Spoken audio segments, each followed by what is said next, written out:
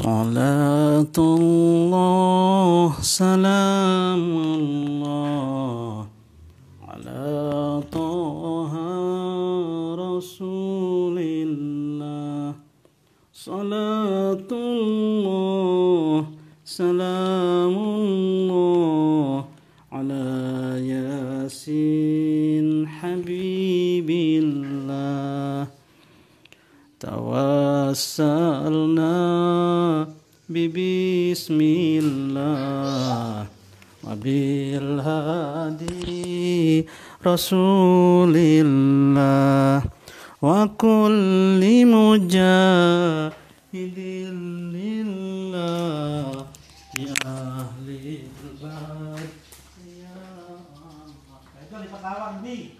Ya Allah, ketawa ngana kening.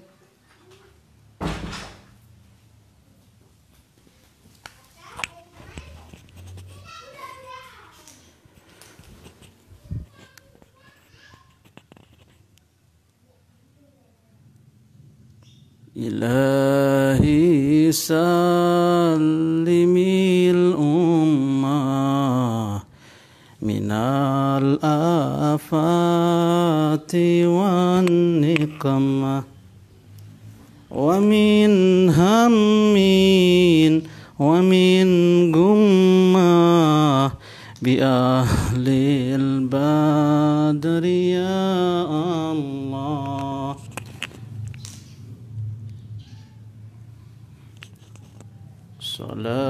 Salatullah salamullah ala toha rasulillah salatullah salamullah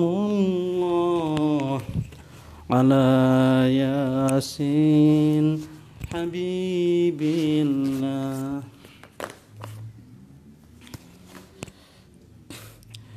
Assalamualaikum warahmatullahi wabarakatuh.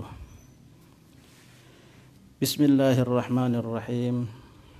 Alhamdulillahi rabbil alamin. Wa bihi nasta'inu ala umuri dunya waddin. Na'udzu billahi min syururi anfusina wa min sayyiati a'malina. May yahdihillahu fala mudilla lahu wa may yudlilhu fala hadiyalah. Asyhadu an la ilaha illallah wahdahu la syarikalah wa asyhadu anna sayyidana wa nabiyyana Muhammadan abduhu wa rasuluhu la nabiyya ba'dah. Rabbi shrah li sadri wa yassir li amri wahlul 'uqdatam min lisani yafqahu qawli. Muslimin muslimat, shaimin shaimat, mustami'in mustami'at yang dirahmati Allah Subhanahu wa taala. Alhamdulillah. Wassalatu wassalamu ala Rasulillah. Tiang peluku sami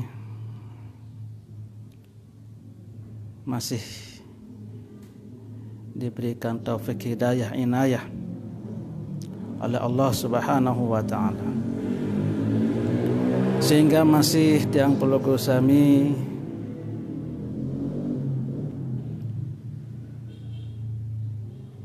diberikan keafiatan, kesehatan, diberikan kesempatan, diberikan keinginan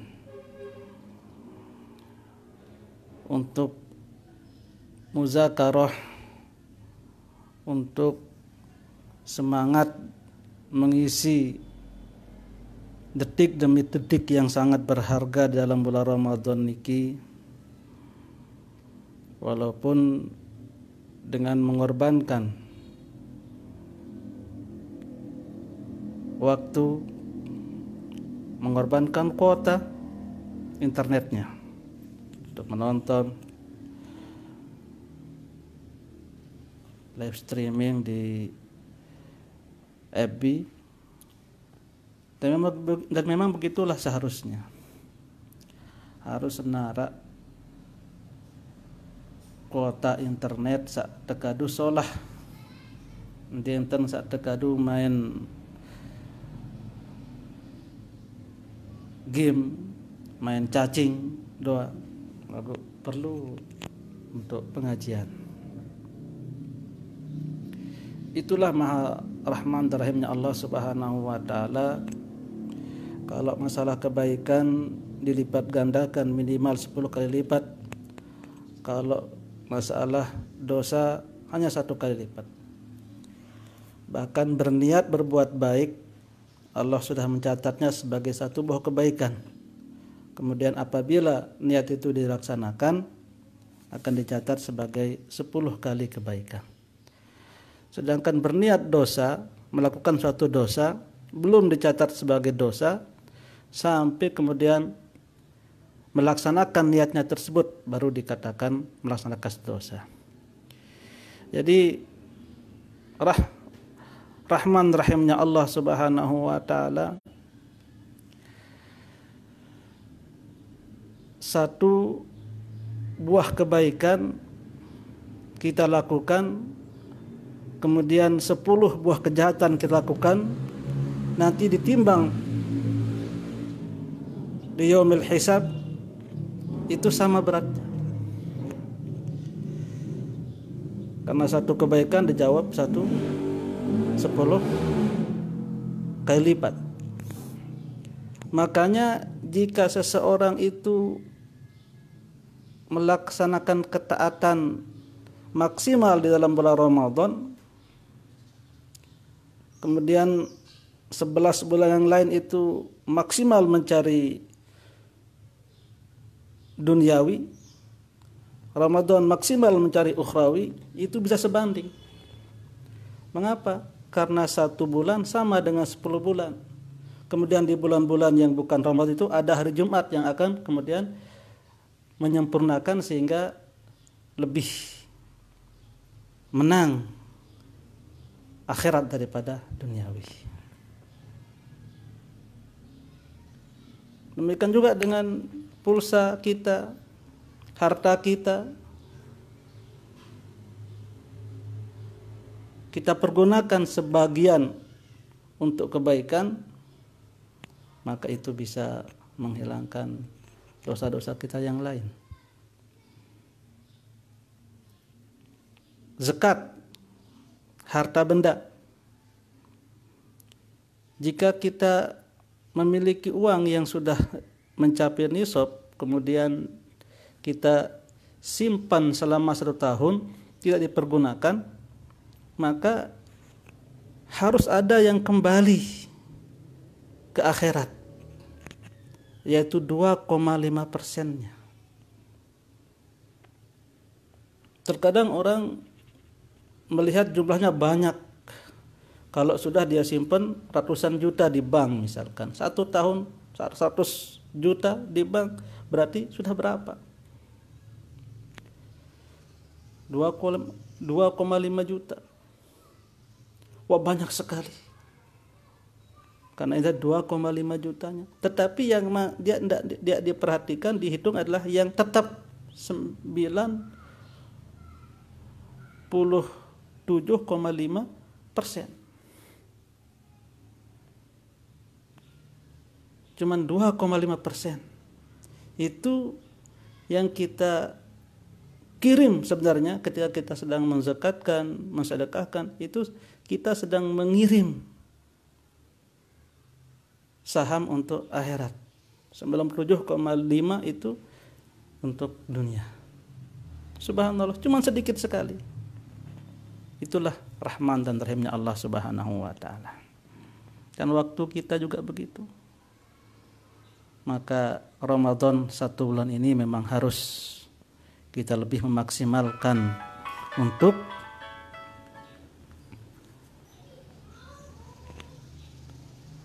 akhirat. Setelah 11 bulan yang lain kita maksimalkan, kita sibuk, kita repot dengan dunia, maka Ramadan itu memang harus kita lebih sibuk dengan akhirat. Selawat serta salam tanpa kita aturkan ke junjungan alam Nabi besar kita Muhammad sallallahu alaihi wasallam. Semoga kita semua dijadikan sebagai umat Nabi yang berusaha untuk mensuri tauladani, menjadikan beliau sebagai uswah hasanah dalam hidup dan kehidupan kita sehari-hari, menjalani roda-roda kehidupan kita menuju Allah Subhanahu wa taala. Muslimin muslimat, shaimin shaimat, mustami'in mustami'at yang dirahmati Allah Subhanahu wa taala. Iring lanjutan muzakarah yang pelugu sami masih insyaallah pembahasan terakhir mengenai adab-adab berdoa menurut Imam Al-Ghazali dalam kitab Ihya Ulumuddin.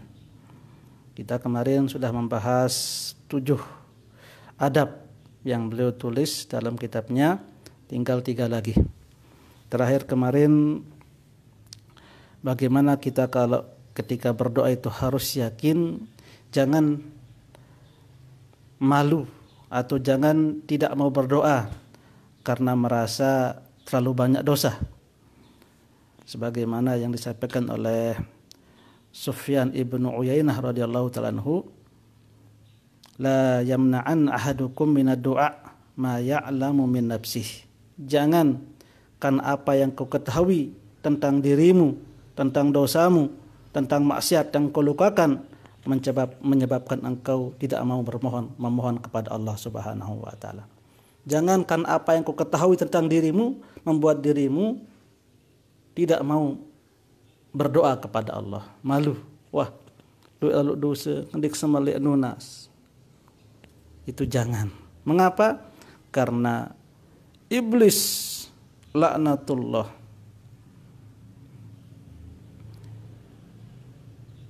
ketika memohon kepada Allah untuk diberikan umur yang panjang sampai hari kiamat, Allah kemudian menjawab doanya. Qala rabbi fa'anzirni ila yaumi yub'atsun. Kata iblis berdoa, ya Allah, tunda ajal saya, panjangkan umur saya ya Allah sampai ke hari kiamat. Qala, maka Allah menjawab, fa innaka minal munzarin. Sesungguhnya engkau wahai iblis termasuk orang-orang yang ditangguhkan ajalnya sampai hari kiamat. Jadi kalau iblis ya saja yang terlaknat, yang sudah jelas-jelas maksiatnya, ketika memohon kepada Allah, Allah mengabulkan, apalagi kita hambanya yang memang walaupun bersalah, akan tetapi dalam satu hadis dikatakan bahwa Allah lebih suka menerima tobat seorang hamba daripada seseorang yang berada di tengah padang pasir kemudian dibawa kabur, yang kemudian kabur tunggangannya, ontanya yang membawa persediaan makan dan minumnya. Dia telah mengejar unta tersebut namun tidak bisa dia temukan, kemudian dia terbaring menunggu ajal. Tidak ada lagi yang dapat dia kerjakan. Dia terbaring menunggu ajal, sedangkan haus dan lapar datang, dia tidak dapat menahan lagi. Tiba-tiba onta yang membawa makanan air itu datang menghampirinya. Alangkah gembiranya dia, sampai-sampai dia salah berkata, Allah, engkau adalah hambaku dan aku adalah Tuhanmu. Salah dia mengatakan seperti itu, saking gembiranya. Dia ingin mengatakan engkau adalah Tuhanku dan aku adalah hambamu. Saking gembiranya salah dia ucapkan. Dan Allah lebih gembira daripada orang tersebut ketika kita bertaubat kepada Allah Subhanahu wa taala. Maka harus kita berdoa itu yakin Allah akan mengijabah doa kita, walaupun tetap dalam keadaan rohaban juga cemas, jangan-jangan juga belum sesuai adab-adab syarat-syarat doa tersebut. Akan tapi tetap kita memohon, yakin Allah akan mengabulkan semua doa, karena Allah janji ud'uuni astajib lakum. Berdoalah kalian kepadaku, niscaya aku akan mengijabah. Aku akan menjawab doa kalian. As-saminu, yang kedelapan dari adab-adab berdoa, ayyalihha fid du'ai wa yukarriruhu salasan. Jadi menghibah sungguh-sungguh dalam berdoa, menghibah dalam berdoa, dan kemudian mengulanginya 3 kali. Jadi kalau berdoa benar-benar kita menghibah, merendah, merengek-rengek dalam berdoa. Sebagaimana seorang anak yang minta kepada orang tuanya, merengek-rengek, sungguh-sungguh, menghibah. Wa yukarriru kasalasan, kemudian diulanginya 3 kali. Qala Ibnu Mas'ud, sebagaimana yang dikatakan oleh Ibnu Mas'ud radhiyallahu taala anhu, kana alaihi salatu wassalam iza da'a salasan. Adalah Rasulullah sallallahu alaihi wasallam, kata Ibnu Mas'ud, jika beliau berdoa maka beliau mengulangi kalimat doa tersebut 3 kali. Wa iza sa'ala salasan. Apabila beliau meminta 3 kali. Ini hadis diriwayatkan oleh Imam Muslim dan asalnya muttafaqun alaih, yaitu juga diriwayatkan oleh Imam Al-Bukhari. Wa yambagi alla yastabti'a al-ijabata.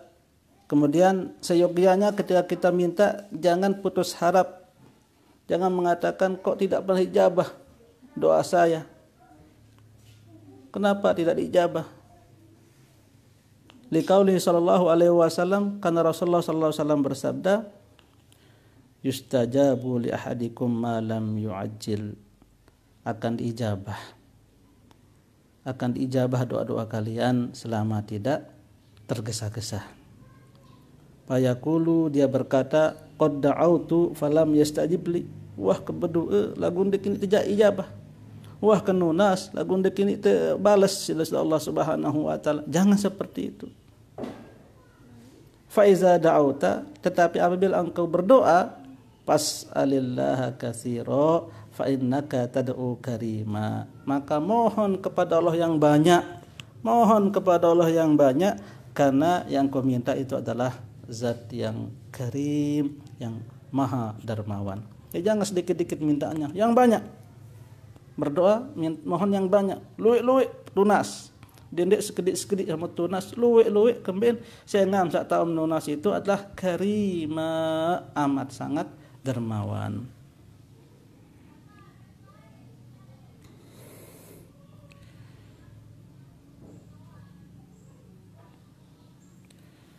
Qala sallallahu alaihi wasallam, Rasul bersabda, iza sa'ala ahadukum rabbah.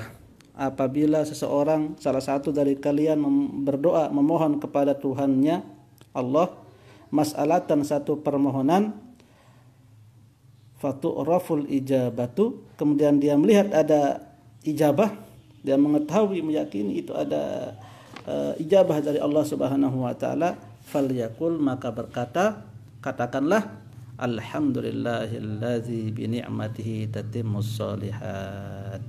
Wa man abta'a anhu syai', apabila dia merasa kok belum juga diijabah, walaupun dia sudah berdoa, falyaqul, maka katakanlah alhamdulillahi ala kulli hal. Walaupun terlambat, tetap alhamdulillah ala kulli hal, karena sebagaimana dalam pertemuan kita, muzakarah kita yang terdahulu, tata cara ijabah Allah Subhanahu wa taala jika tidak diberikan di dunia, maka itu akan dikumpulkan, ditabungkan buat pahala kita di akhirat, dan ketika itu malah kita akan merasa, mengapa tidak semua doa saya dikumpulkan seperti ini.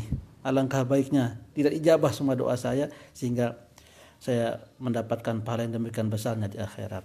Jadi kalau memang ada ijabahnya, kita melihat alhamdulillahillazi bi ni'matihi tatimmus shalihat. Itu ucapan kita mohon kepada Allah, kemudian kelihatan ijabahnya, langsung kita mengatakan alhamdulillahillazi bi ni'matihi tatimmus shalihat. Dan jika kita berasa berdoa ternyata belum juga, kita mengatakan alhamdulillahi ala kulli hal. Di hadis dikeluarkan oleh Imam Al-Baihaqi dari hadis Siti Aisyah radhiyallahu taala anha. Kemudian yang ke-9 dari adab-adab berdoa, ayyaftatihad du'a bi zikrillahi azza wa jalla. Jadi kalau kita memohon kepada Allah jangan langsung to the point, tetapi ada pembukaan dulu. Ada awalan pembukaan, yaitu dengan zikir kepada Allah, dengan mengatakan alhamdulillahirabbil alamin.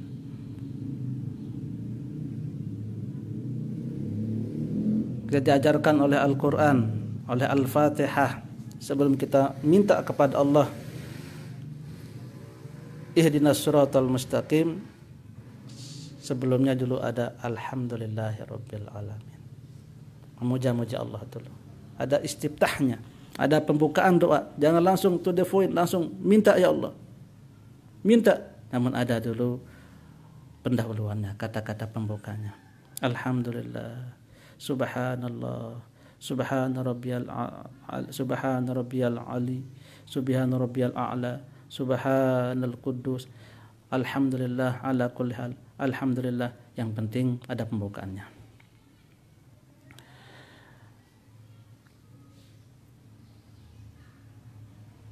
Fala yabda'u bisu'al, jangan langsung minta.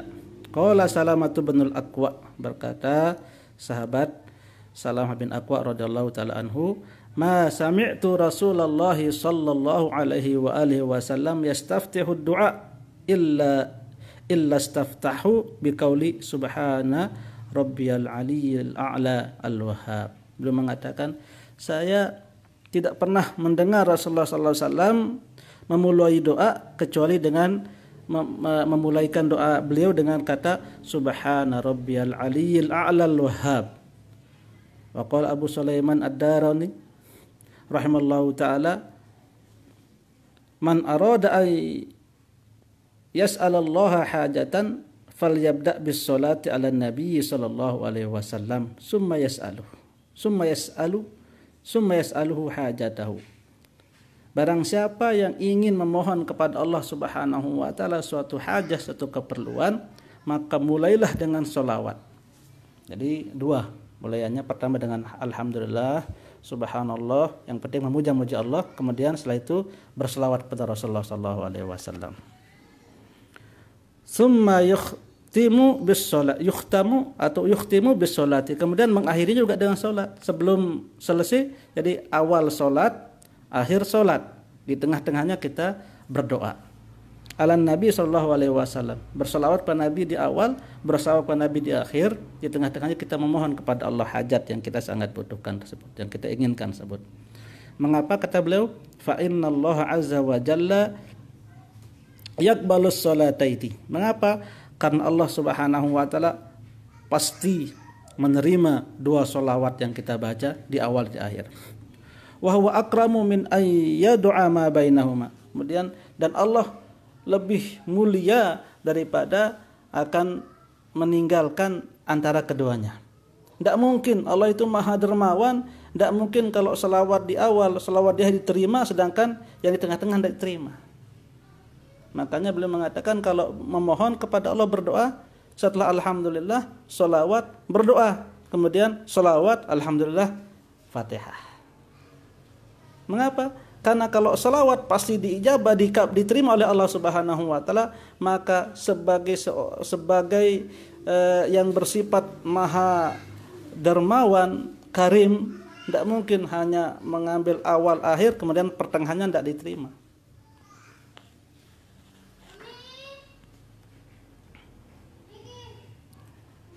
Waruya fil khabari an Rasulullah sallallahu alaihi wasallam, dan diriwayatkan dari satu hadis dari Rasulullah sallallahu alaihi wasallam, annahu qala, bahwasanya beliau bersabda, idza sa'altumullaha azza wa jalla, jika kalian memohon kepada Allah Subhanahu wa taala hajatan, suatu keperluan, fabda'u bis sholati alayya, maka mulaikan dengan membaca salawat kepadaku terlebih dahulu. Fa innallaha ta'ala, karena sungguhnya Allah Subhanahu wa taala akramu min an yus'ala hajataini fayaqdi ihdahuma wa yaruddal ukhra. Karena Allah yang Maha Dermawan, tidak mungkin apabila dipohon dua hajat akan memberikan salah satunya kemudian akan menolak yang lainnya. Kita mohon pertama sholawat dan doa dalam satu rangkaian. Allah Maha Dermawan, tidak mungkin hanya akan menerima sholawat kemudian doa akan ditinggalkan.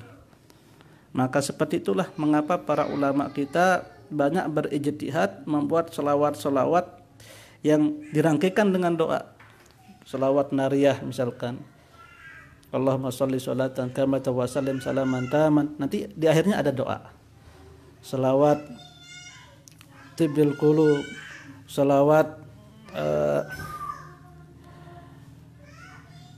badriyah, sholawat-lawat yang lain, semua rangkaian setelah sholawat, setelahnya ada doa. Setelahnya ada doa untuk melaksanakan hadis Rasulullah SAW ini.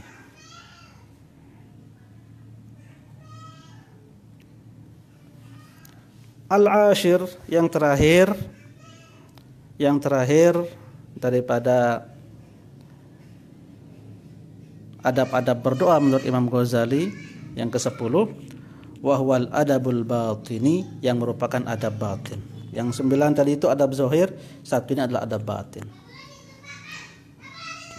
Wahwal aslu fil ijabati, yang ini merupakan pokok, syarat pokok untuk diterimanya doa. Adab batin ini.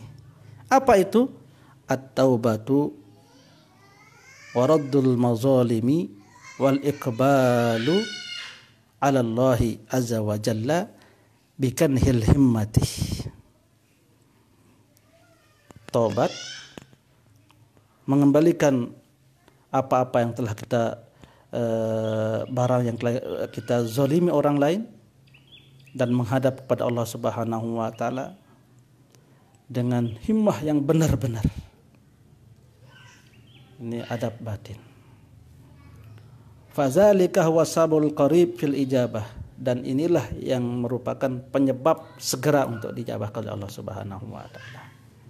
Untuk mendapatkan ijabah yang segera, maka bertobat.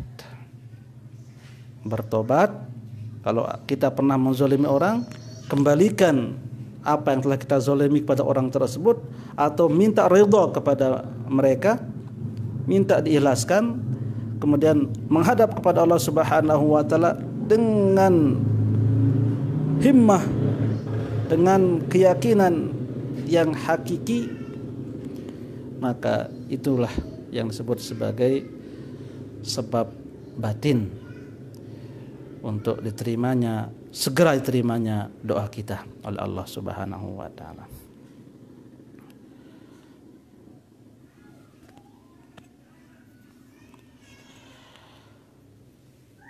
Wa yurwa an Ka'b al-Ahbar, diriwayatkan dari sahabat Nabi yang bernama Ka'ab al-Ahbar radhiyallahu anhu annahu qala, bahwasanya beliau berkata, asaban nasu qahtun syadidun ala ahdi Musa Rasulullah sallallahu alaihi wasallam.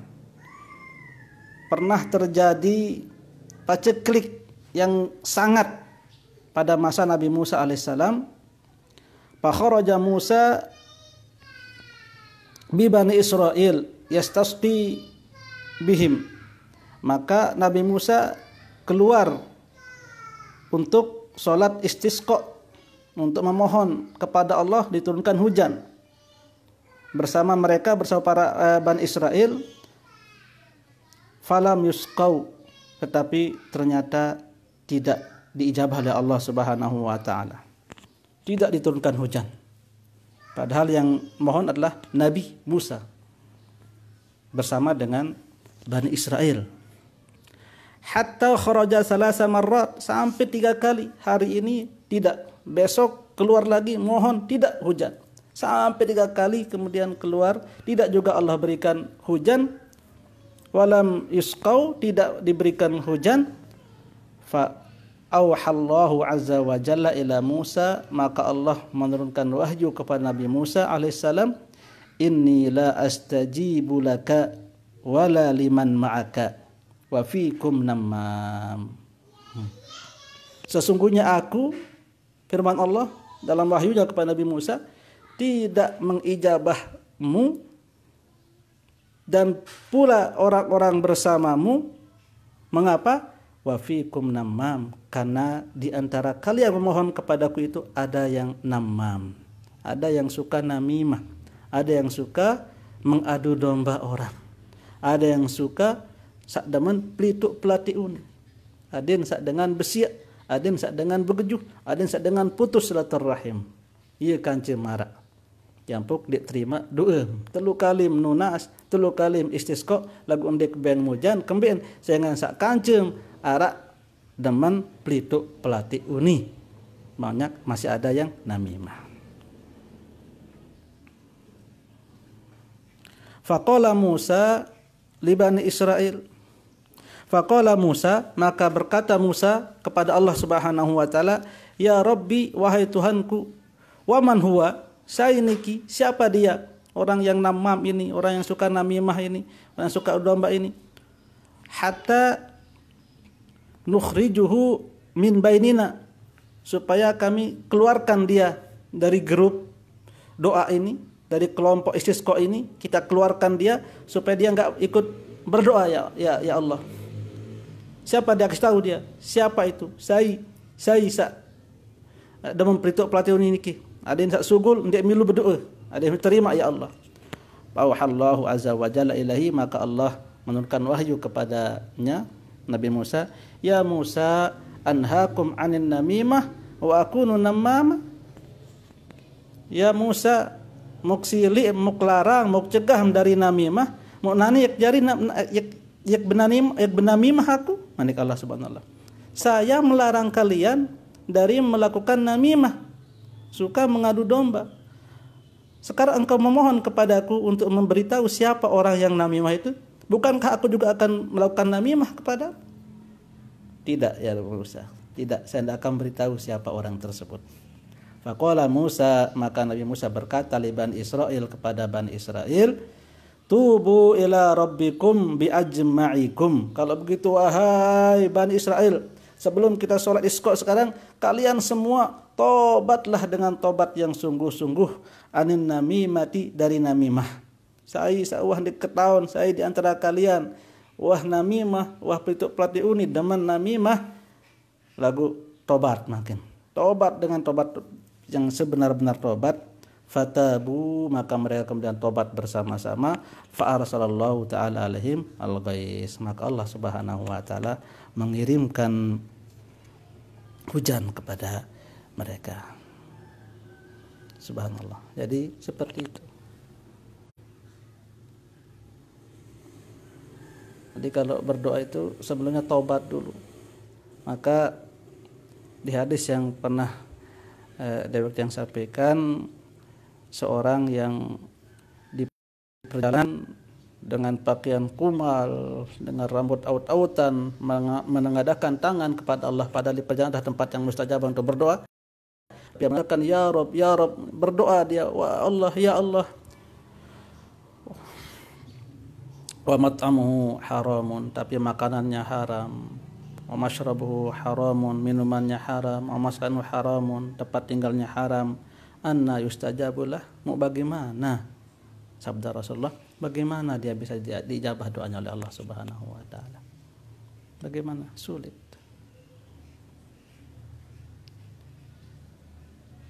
Ibrahim bin Adham, seorang waliullah yang memiliki tempat berkhalwat di Masjid Al-Aqsa. Beliau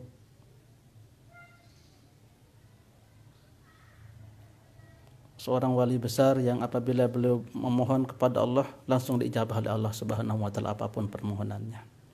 Suatu ketika beliau pergi haji ke Mekah. Kemudian di Mekah sebelum pulang beliau beli kurma sebagai oleh-oleh. Nah, ketika ditimbang kurma, ketika memasukkan ke dalam plastik, ternyata ada satu biji kurma yang jatuh di bawah timbangan. Beliau kira itu adalah korma yang sudah ditimbang yang jatuh, maka beliau angkat masukkan ke dalam plastiknya. Pulang ke Baitul Maqdis, Palestina, kemudian masuk ke khalwatnya, malaikat datang menonton. Siapa itu? Itu Ibrahim bin Adham. Malaikat berbicara dengan malaikat yang lain. Oh, itulah hamba Allah yang apabila dia berdoa langsung diterima doanya oleh Allah Subhanahu wa taala. Itu dia, kata malaikat. Satu malaikat mengatakan, iya dulu seperti itu. Tapi sekarang tidak lagi. Loh, mengapa? Karena dia telah mengambil 1 butir korma subhat. Kemarin ketika di Mekah, mendengar itu, Ibrahim bin Adham langsung sedih, langsung berazam untuk kembali ke Mekah, mencari ridha kepada orang yang punya korma tersebut. Langsung kembali ke Mekah besoknya. Kemudian karena perjalanan dulu itu tidak cepat seperti sekarang, memakan waktu berbulan-bulan. Begitu sampai di Mekah, mencari warung tempat dia beli korma tersebut, yang dulu dia menjual orang tua, sekarang ternyata orang muda. Maka dia bertanya, dulu saya beli ketika musim haji kemarin, saya belanja di sini korma orang tua, kok sekarang kenapa tidak dia? Maka anak muda itu mengatakan, oh itu bapak saya, namun dia sudah meninggal, maka saya menggantikan dia untuk berdagang. Maka Ibrahim bin Adham radhiyallahu ta'ala berkata, saya dulu pernah membeli 1 kilo atau satu ukuran, misalkan kilo lah kurma, kemudian ada 1 yang di bawah timbangan saya angkat, saya kira itu adalah dari kurma yang saya beli tersebut. Kemudian ternyata bukan, maka saya datang ke sini untuk memohon ridho atas kurma yang saya makan tersebut. Subhanallah. Apa jawaban anak itu? Oh, kalau saya akan ridho kepadamu, tapi bapak saya bukan hanya punya anak saat, banyak saudara saya. Dan berarti kalau itu punya bapak saya, berarti itu pun adalah punya saudara-saudara saya saja. Semua, bukan hanya punya saya. Karena itu adalah harta warisan, maka harus pula engkau mohon ridho kepada saudara-saudaraku. Maka disebutkan siapa saudara-saudaranya, tinggal di mana, beliau mencari ridho hanya gara-gara 1 butir kurma. Subhanallah. Begitulah seorang ulama sangat menjauhi diri dari syubhat, apalagi yang jelas-jelas haram. Kok bisa ulama itu hanya syubhat saja langsung mendapatkan teguran dari Allah Subhanahu wa taala? Itulah yang namanya ulama itu, kalau dalam bahasa kitabnya mimbabi hasanatul abrar sayyiatul muqarrabin. Mungkin kalau orang biasa itu tidak apa-apa, tapi orang yang dekat dengan Allah itu merupakan satu kesalahan. Sedikit saja hal-hal yang tidak sesuai dilakukan oleh orang yang dekat itu merupakan sudah dosa besar, yang padahal kalau dilakukan oleh orang kebanyakan itu tidak apa-apa. Jadi orang-orang yang dekat kepada Allah, para wali ibarat, kalau dalam tubuh kita itu ibarat mata. Yang lain itu anggota tubuh yang lain. Yang apabila mata hanya kena sebutir pasir saja kecil dilempar kena mata sakit. Tapi sebutir pasir kena tubuh yang lain tidak akan terasa apa-apa. Maka demikianlah mengapa kalau para orang yang dekat dengan Allah Subhanahu wa ta'ala, sedikit saja dia salah berkata, salah berbuat, langsung ditegur oleh Allah Subhanahu wa ta'ala. Demikian juga dengan beliau. Yang menjadi poin kita adalah bahwa suatu yang haram, beliau mencontohkan yang syubhat, itu bisa membuat doa kita tidak diterima oleh Allah Subhanahu wa ta'ala. Makanan yang haram, minuman yang haram, tempat tinggal yang haram, maka sebelum berdoa ada batiniah. Yang ke-10 ini adalah harus bertaubat dulu, mengembalikan yang kita zalimi orang lain atau minta ridhonya, kemudian menghadap kepada Allah dengan benar-benar. Demikian yang dapat Dewek yang aturkan di pertemuan kita kali ini. Mudah-mudahan ada manfaatnya bagi diri dan pribadi pada khususnya, bagi mustami'in mustami'at pada umumnya. Subhanakallahumma bihamdik, asyhadu an la ilaha illa anta, astaghfiruka wa atubu ilaik. Wallahul muwaffiq ila aqwamit thoriq. Wassalamualaikum warahmatullahi wabarakatuh.